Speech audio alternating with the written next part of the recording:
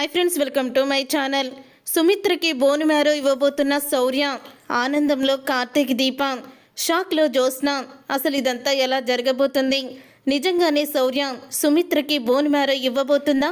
అసలు ట్విస్ట్ ఏం జరిగింది అని తెలుసుకోవాలనుకుంటే తప్పకుండా వీడియోని లైక్ చేయండి. మీరిచ్చే లైక్ మాకెంతో సపోర్టింగ్గా ఉంటుంది. కార్తీక్, దీప అయితే ఇంటికి వస్తారు. అప్పుడే ఇక కాంచన అయితే కార్తీక్ని అడుగుతూ ఉంటుంది, ఏంటి అప్పుడే వచ్చారు, మీరు సాయంత్రం వరకు రారు కదా అని అడుగుతూ ఉంటుంది. ఏం లేదమ్మా, వచ్చేసాము, దీప కాస్త నీరసంగా ఉందని అంటేసరికి తీసుకొచ్చాను అని అంటూ ఉంటాడు కార్తీక్. అయితే ఏంటి దీప నీరసంగా ఉందా అని అంటూ ఉంటుంది కాంచన. అదేం లేదత్తయ్య, కాస్త ఉంది నీరసంగా, అంతే, పెద్ద కాదు అని అంటూ ఉంటుంది దీప. నేను ముందు నుంచి చెప్తూనే ఉన్నాను నిన్ను ఆ ఇంటికి వెళ్ళొద్దని. ఆ ఇంటికి వెళ్ళిన తర్వాత నిన్ను ఏమన్నా వాళ్ళు కూర్చొనిస్తారా? పారిజాతం, జ్యోత్స్న పనుల మీద పనులు చెప్తూనే ఉంటారు. అందులోనూ వదినికి బాగాలేదని. జ్యోత్స్న కన్న కూతురైనా తను బాధపడడం లేదు, కానీ నువ్వు మాత్రం చాలా బాధపడుతున్నావు. ఆ బాధపడుతూ కూడా నీరసం తెచ్చుకుంటున్నావు. నువ్వు అసలే వట్టి మనిషివి కూడా కాదు. కడుపులో నా మనవరాలుంది అని అంటూ ఉంటుంది కాంచన. మా అమ్మ కల్లోకి వచ్చి నేను మళ్ళీ మీ ముందుకి వస్తున్నానని అన్నప్పుడు మా అమ్మ ఎలా వస్తుందా అని నేను అనుకున్నాను, కానీ నాకే మనవరాలుగా వస్తుందని నువ్వు కడుపుతో ఉన్న తర్వాతే నాకు అర్థమయ్యింది. మా అమ్మని జాగ్రత్తగా చూసుకోవాలి అని అంటూ ఉంటుంది కాంచన. అయితే కాంచన మాటలకి చాలా ఏడుస్తూ ఉంటాడు కార్తీక్. అయితే కానీ కన్నీళ్ళు మాత్రం అస్సలు కూడా కనిపించనివ్వరు. తను పక్కకి తిరిగి కన్నీళ్ళు పెట్టుకుంటూ ఉంటాడు. అప్పుడే రే కార్తీక్, నాకు మావయ్య ఫోన్ చేశాడ్రా అని అంటూ ఉంటుంది కాంచన. మావయ్య ఎందుకు ఫోన్ చేశాడమ్మా అని అంటూ ఉంటాడు కార్తీక్. అయితే ఎందుకు మీ ఇద్దరు బాధపడుతున్నట్టు, ఏదో విషయాన్ని దాచిపెడుతున్నట్టు అనిపిస్తుందని అన్నాడు. ఎందుకురా మీరు ఒంటరిగా ఒక చోట కూర్చొని ఉన్నారంట? ఎందుకని? హాస్పిటల్కి ఎందుకు వెళ్ళారు? హాస్పిటల్లో డాక్టర్ ఏమన్నారు? గైనకాలజిస్ట్ దగ్గరికి వెళ్లకుండా సుమిత్ర వదినికి ట్రీట్మెంట్ ఇచ్చే డాక్టర్ హారిక దగ్గరికి వెళ్ళారన్నారు. ఏం జరిగిందిరా అని అడుగుతూ ఉంటుంది కాంచన. బిడ్డకేమీ ప్రమాదం లేదు కదా అని అంటూ ఉంటుంది. అప్పుడే ఇక కార్తీక్ అయితే సమాధానం చెప్పలేకపోతాడు. ఇక ముఖం చూపించకుండా పక్కకి తిరిగి బాధపడుతూ ఉంటాడు. అలాగే దీప కూడా. అప్పుడే ఇక కాంచన అయితే బిడ్డకి ఏదైనా జరగరాంది జరిగితే నేను తట్టుకోలేనురా, నా ఆశలన్నీ ఆ బిడ్డ మీదే పెట్టుకున్నాను అని కాంచన అయితే అంటూ ఉంటుంది. అప్పుడే ఇక ఒడిలో పడుకొని దీప అయితే ఇలా అంటూ ఉంటుంది, అత్తయ్య బిడ్డకి ఏదైనా అయితే అని అంటూ ఉంటే, ఏ దీప ఏంటా మాటలు? అసలు ఏం మాట్లాడుతున్నావు, నీకు తెలుస్తుందా? ఎందుకు వస్తున్నాయి నీకు నోటి నుంచి ఆ మాటలు? బిడ్డకేమవుతుంది? అందుకని నిన్ను జాగ్రత్తగా ఉండమంది. జాగ్రత్తగా ఉండాలి కాబట్టి నువ్వు చాలా జాగ్రత్తగా ఉండమ్మా. కడుపులో ఉన్న బిడ్డ మా అమ్మని ఎత్తుకోవాలని నాకు ఎంత ఆశగా ఉందో తెలుసా దీప అని అంటూ ఇక కాంచన అయితే ఎమోషనల్ అవుతూ ఉంటుంది. అప్పుడు ఇక మా అమ్మని నాకు ఇచ్చేయాలి, మా అమ్మ వచ్చిన తర్వాత నీకు కూడా నేను ఇవ్వను, నేనే తీసుకుంటాను, నా దగ్గరే ఉంచుకుంటాను అని కాంచన అయితే మాట్లాడుతూ ఉంటే ఇక కార్తీక్ అయితే దీప కాఫీ తీసుకొనిరా అని బెడ్రూమ్లోకి అయితే వెళ్ళిపోతాడు. అలా వెళ్ళిపోయిన తర్వాత ఇక దీప అయితే తను కూడా బాధపడుతూ వెళ్ళి కాఫీ తీసుకొని కార్తీక్ దగ్గరికి అయితే వస్తుంది. కార్తీక్ దగ్గరికి వచ్చి ఇదిగో బావ కాఫీ అని అంటూ ఉంటే, చూసావా బిడ్డ మీద మా అమ్మ ఎన్ని ఆశలు పెట్టుకుందో, మా అమ్మకి ఈ విషయం నేను ఎలా చెప్పను దీప అని అంటూ బాధపడుతూ ఉంటాడు. అప్పుడే ఇక దీప కార్తీక్తో ఇలా అంటూ ఉంటుంది, అమ్మ ఇంట్లో నుంచి వెళ్ళిపోయినప్పుడు అప్పుడు దేవత దగ్గర నుంచొని నేను ఆ దేవతని అడిగాను, ఎందుకు మా అమ్మని నాకు దూరం చేసావమ్మా, మళ్ళీ పెంచిన అమ్మని కన్న తల్లిని కూడా ఎందుకు దూరం చేస్తున్నావని నేను ఎంతో ఆవేదనని పడ్డాను. అప్పుడే ఇక గురువుగారు నా దగ్గరికి వచ్చారు. గురువుగారు నా దగ్గరికి వచ్చి మీ అమ్మ నీకు ఖచ్చితంగా దొరుకుతుందమ్మా, నీకే దొరుకుతుంది అని చెప్పి అన్నారు. అప్పుడు అమ్మ నాకు దొరికింది. ఆ తర్వాత ఆయన ఇంకో మాట కూడా అన్నారు, ఇన్ని రోజుల నుంచి ఉన్న నీ కష్టాలు తొలగిపోతాయి, అసలు నిజాలు బయటపడతాయి, కానీ కొన్ని రోజుల తర్వాత నీకు అసలు కష్టం ఒకటి మొదలవుతుంది. ఆ కష్టాన్ని తీర్చుకోవడానికి నువ్వేం చెయ్యాలో కూడా నీకు అర్థం కాదు. అపరూపమైన దానికోసం అమూల్యమైనది వదులుకుంటావు అని ఆ రోజు గురువుగారు చెప్పారు. నాకు వచ్చే కష్టం ఏంటో, నేను ఏ అమూల్యమైనది వదులుకుంటానో అర్థం కాలేదు. ఇప్పుడు అర్థమవుతుంది బావా. అపూర్వమైన దానికోసం అమూల్యమైన నా బిడ్డని వదులుకోవాల్సి వస్తుంది అని బాధపడుతూ ఉంటుంది. దీప అలా బాధపడేసరికి అప్పుడే ఇంకా కార్తీక్ అయితే, అంటే గురువుగారు బిడ్డ జాగ్రత్తమ్మా అని చెప్పిన మాటలు ఇందుకోసమేనా అని అంటూ కార్తీక్ కూడా చాలా టెన్షన్ పడుతూ ఉంటాడు. ఇక చాలా బాధపడుతూ ఉంటాడు. అప్పుడే దీప అయితే, నేను ఒకసారి గురువుగారి దగ్గరికి వెళ్ళొస్తాను బావా అని అంటూ ఉంటుంది. దీప, ఆయన ఏదైనా పరిష్కారం చెప్తారేమో, నేను వెళ్ళొస్తాను అని అంటూ దీప అయితే ఇక గురువుగారి దగ్గరికి అయితే వెళ్తుంది. అలా గురువుగారి దగ్గరికి వెళ్ళిన తర్వాత, ఏంటమ్మా అని గురువుగారు అయితే అంటూ ఉంటారు. నేను ఇక్కడికి ఎందుకు వచ్చానో, నా మనసులో ఉన్న బాధ ఏంటో మీకు తెలుసు గురువుగారు అని అంటూ ఉంటుంది. దీప, తెలుసమ్మా అని అంటూ ఉంటాడు. మరి ఈ సమస్యని తీర్చుకోవడానికి నేను నా బిడ్డని త్యాగం చేయడం తప్ప వేరే దారి లేదా గురువుగారు అని దీప అయితే అడుగుతుంది ఏడుస్తూ. నా బిడ్డ మీద నా భర్త, అత్తయ్య అందరూ కూడా చాలా ఆశలు పెట్టుకున్నారు.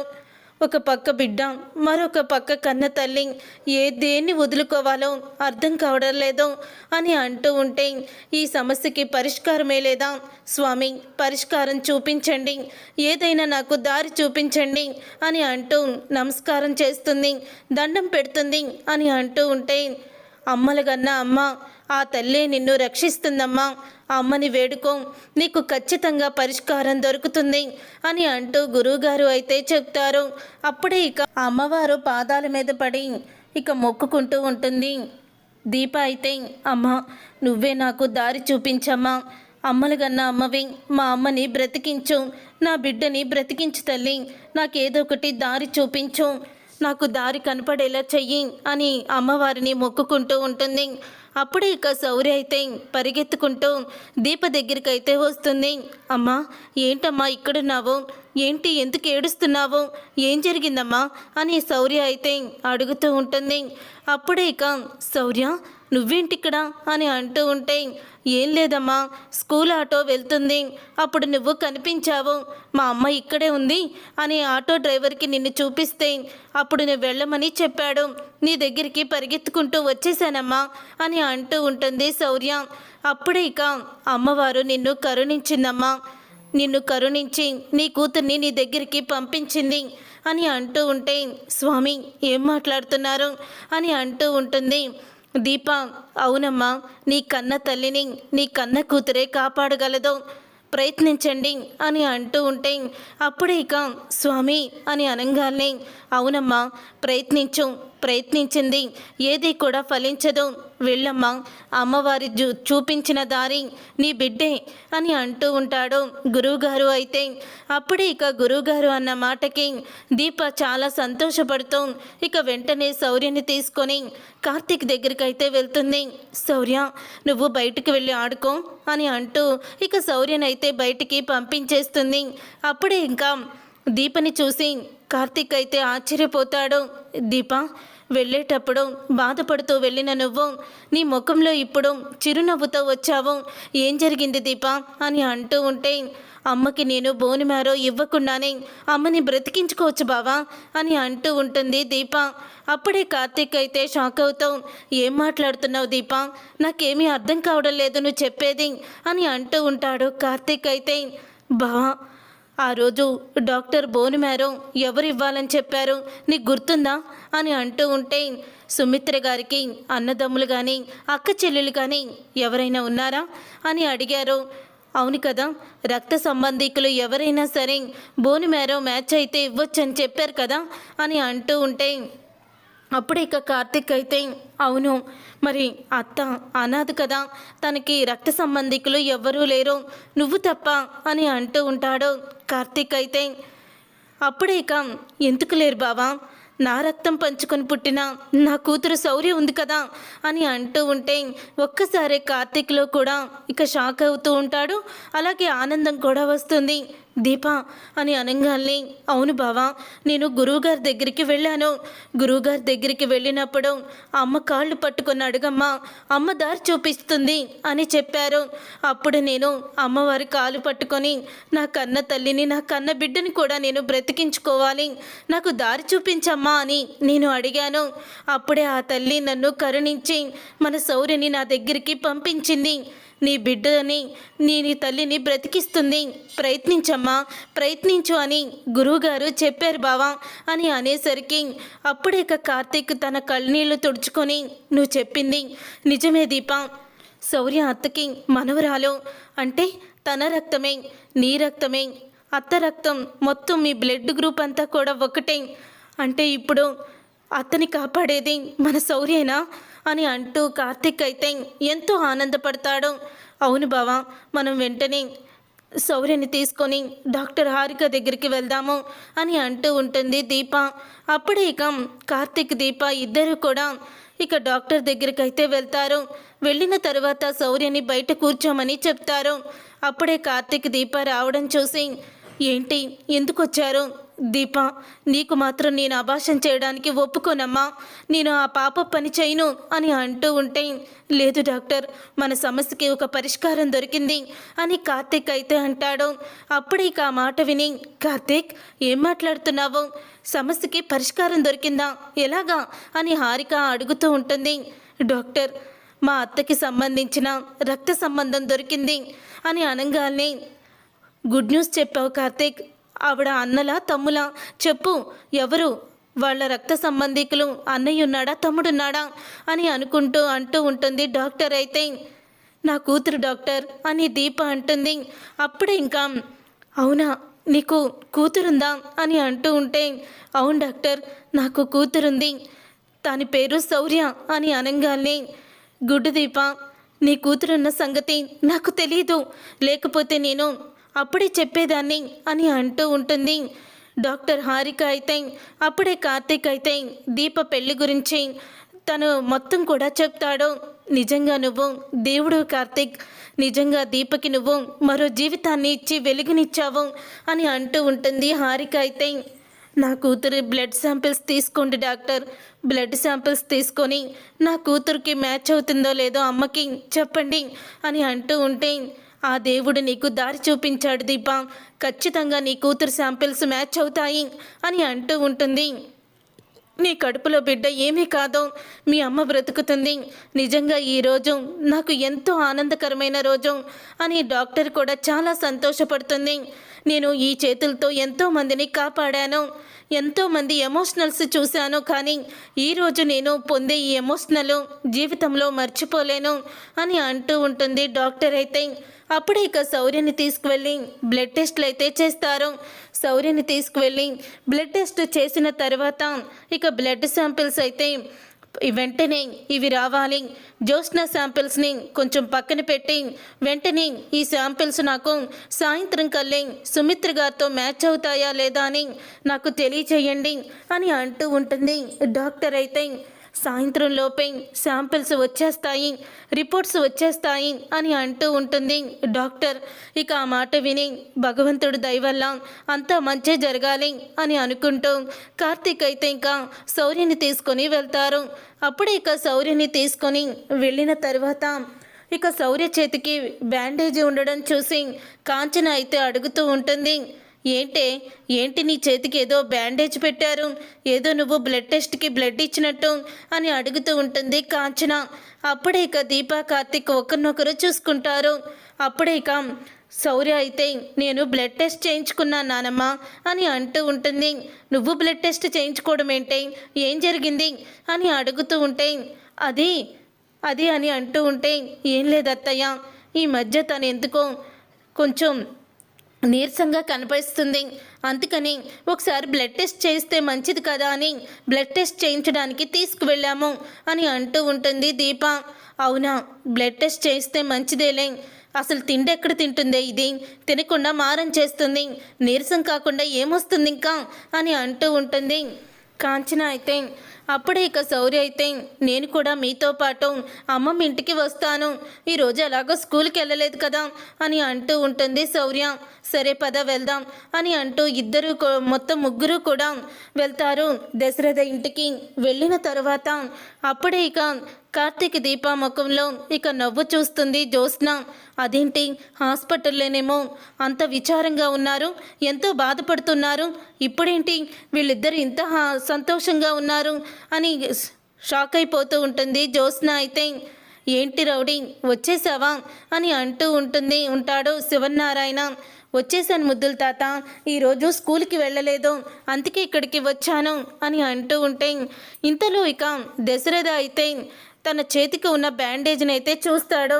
ఏమైంది చేతికి ఆ బ్యాండ్ ఏంటి, ఏమైంది, నీకు బ్లడ్ టెస్ట్ చేశారా అని అడుగుతూ ఉంటే అవును నాకు బ్లడ్ టెస్ట్ చేయించారు అమ్మా నాన్న అని అంటూ ఉంటుంది శౌర్య. అప్పుడే ఇక జ్యోత్స్న అయితే నీకు బ్లడ్ టెస్ట్ ఎందుకు చేయించారు అని అడుగుతూ ఉంటుంది జ్యోత్స్న శౌర్యాని. అప్పుడే ఇక శౌర్య అయితే నేను ఈ మధ్య కొంచెం నీరసంగా ఉందని అన్నాను, అందుకని అమ్మా నాన్న భయపడిపోయి నీరసంగా ఉన్నానని నాకు బ్లడ్ టెస్ట్లు అన్నీ కూడా చేయించారు అని చెప్తూ ఉంటుంది శౌర్య అయితే. అప్పుడే ఇక అది విని జ్యోత్స్న అయితే ఇంత సడన్గా శౌర్యకి బ్లడ్ టెస్ట్ చేయించడం ఏంటి, శౌర్యని చూస్తేనేమో హెల్దీగానే కనిపిస్తుంది, మరి తను బ్లడ్ టెస్ట్ ఎందుకు చేయించినట్టు అనే ఆలోచనలో ఇక అనుమానం అయితే మొదలవుతుంది జ్యోత్స్నకి. తర్వాత ఇక జ్యోత్స్న అయితే డాక్టర్ హారికకి ఫోన్ చేస్తుంది. రిపోర్ట్స్ వచ్చాయా అని అడుగుతూ ఉంటుంది. రిపోర్ట్స్తో నీకు పనేం లేదు జ్యోత్స్న, నేను దశరథ్ గారితో మాట్లాడతాను అని అంటూ ఉంటుంది డాక్టర్ హారిక అయితే.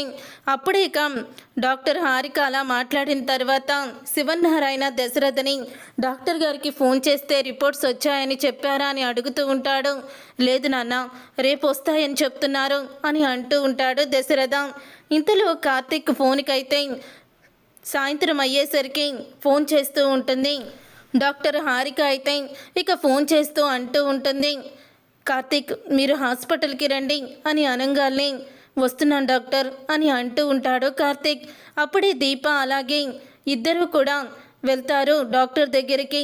గుడ్ న్యూస్, నిజంగానే మనకి మెరాకిల్ జరిగినట్టే, ఆ దేవుడి దయ ఉంది, మీ కడుపులో బిడ్డ చాలా గట్టి పిండమే అని అంటూ ఉంటుంది హారిక. శౌర్య శాంపిల్స్ అన్నీ కూడా సుమిత్ర గారికి బాగా మ్యాచ్ అయ్యాయి అని అంటూ ఉంటే ఇక చాలా ఆనందపడుతూ ఉంటారు ఇద్దరు కూడా. అవునా డాక్టర్, అవును, ఇప్పుడు మాత్రం మనం తొందరగా ఎంత వీలైతే అంత తొందరగా సుమిత్ర గారికి ట్రీట్మెంట్ మొదలు పెట్టాలి అని అంటూ ఉంటే మరి ఏం చేద్దాం డాక్టర్, ఇప్పుడు ఈ నిజం అప్పుడే బయట పడకూడదు, పడితే మాత్రం ఈ ట్రీట్మెంట్ అనేది జరగకుండా కొంతమంది ఆపుతారు, అందుకనే గోప్యంగా చెయ్యాలి అని అంటూ ఉంటే ఖచ్చితంగా చేద్దాము అని అంటూ ఉంటుంది డాక్టర్. ఈ విషయం ముందు ముఖ్యంగా నాకు తెలిసి జ్యోత్స్నకి తెలియకూడదు అనుకుంటున్నాను అని అనగానే డాక్టర్ నాకు తెలుసు కార్తీక్, జ్యోత్స్నని చూస్తుంటే తను ఎందుకో మామూలు ఆడదు కాదని నాకు అనిపిస్తుంది, అందుకని ఆ జ్యోత్స్నతో మీరు కూడా నిజాలు బయటపడకుండా జాగ్రత్తగా ఉండండి, తన గురించి నిజాలు బయటపడకుండా జ్యోత్స్న ఎలాగైతే జాగ్రత్త పడుతుందో ఈ విషయాన్ని కూడా మనం అలాగే దాచిపెట్టాలి అని అంటూ ఉంటుంది డాక్టర్ అయితే. అప్పుడే ఇక కార్తీక్ దీప మాటల్ని దశరథ వినేస్తాడు. జ్యోత్స్న నా కూతురు కాదు, కానీ దీప శాంపిల్స్ అలాగే శౌర్య శాంపిల్స్ కూడా సుమిత్రకి మ్యాచ్ అయ్యాయంటే దీపే నా కన్న కూతురా, శౌర్య నా మనవరాలు అని అంటూ ఆశ్చర్యపోతూ ఉంటాడు దశరథ. చూసారుగా ఫ్రెండ్స్, రాబోయే కథలో ఖచ్చితంగా ఇలాగే జరగబోతుంది. మరి ఇలాగే జరగాలని మీరైతే కోరుకుంటున్నారా? అయితే వీడియోని తప్పకుండా లైక్ చేసి ఛానల్ని సబ్స్క్రైబ్ చేసుకొని పక్కనే ఉన్న గంట సింబల్పై ఆల్ అని క్లిక్ చేయండి. అప్పుడే మేము పెట్టే ప్రతి వీడియో మీరు మిస్ కాకుండా చూసేవచ్చు.